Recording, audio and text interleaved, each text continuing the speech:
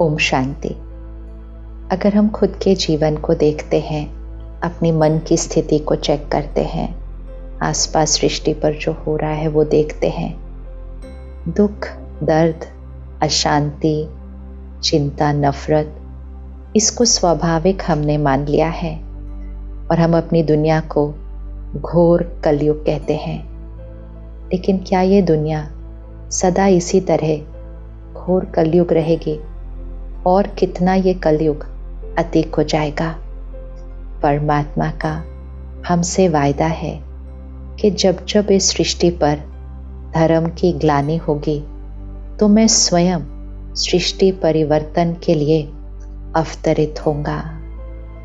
धर्म की ग्लानि अर्थात आत्मा अपने स्वधर्म से, अपने ओरिजिनल स्वरूप से पूर्ण रीति परिवर्तन हो गई। काम, क्रोध, लोभ, मोह, अहंकार, ईर्ष्या, द्वेष, इसको ही अपना संस्कार मान लिया और फिर जैसा संस्कार वैसा ही संसार होगा। तो संसार कलयुगी रात्रि के दौर से गुजर रहा है और अब ये सिर्फ रात्रि नहीं रही, अब ये घोर रात्रि हो गई है। लेकिन घोर रात्रि के बाद सवेरा तो आना ही है, कलयुग के बाद सतयुग तो आना ही है। लेकिन ये सतयुग आएगा कैसे? हम आत्माएं जो अपने धर्म से पूर्ण रीति हट चुकी हैं, धर्म अर्थात आत्मा का निज धर्म, आत्मा के मूल संस्कार, हम वापस अपनी वो संपूर्ण पवित्रता, शक्ति, प्यार, उस स्थिति पर हम वापस कैसे पहुंचेंगे? क्योंकि सतयुगी संसार लाने के लिए तो सतयुगी संस्कार चाहिए। तो सतयुगी संस्कार हमारे बनेंगे कैसे?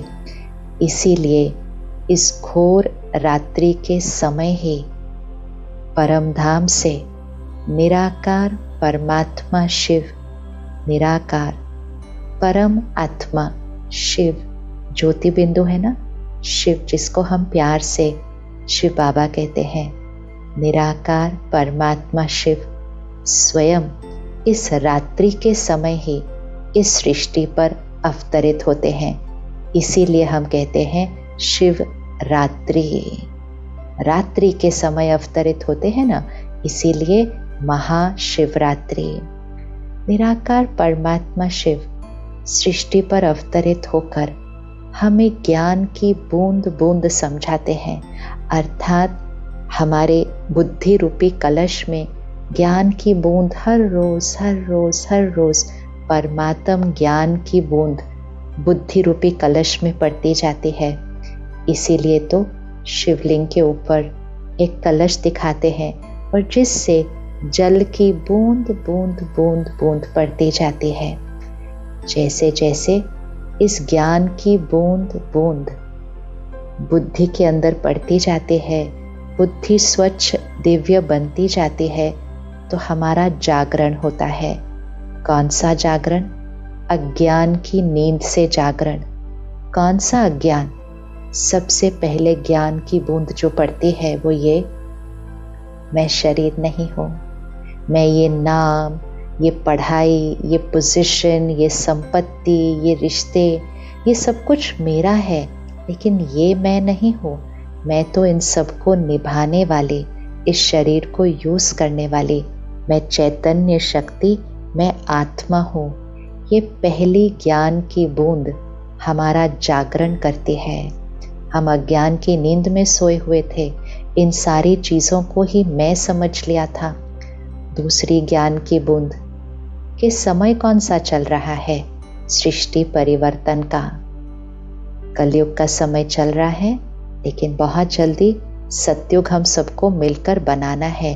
तो समय का ज्ञान भी परमात्मा स्वयं अवतरित होकर हमें देते हैं। सतयुग था, त्रेता युग था, द्वापर युग था, कलयुग आया, घोर कलयुग आ गया, लेकिन फिर सतयुग आना है।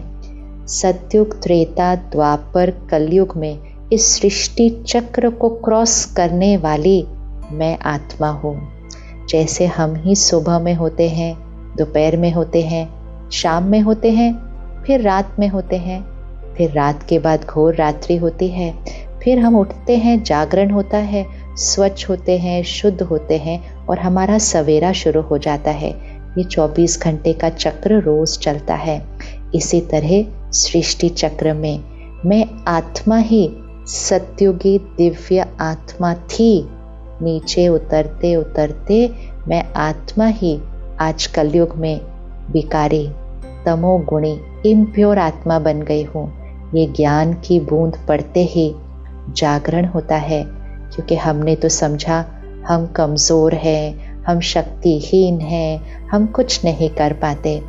परमात्मा आकर हमें इस अज्ञान की नींद से जगाते हैं कि मैं शुद्ध पवित्र आत्मा, मेरा मूल संस्कार शांति, शक्ति, प्यार, सुख, ज्ञान, आनंद, ये मेरा मूल संस्कार है।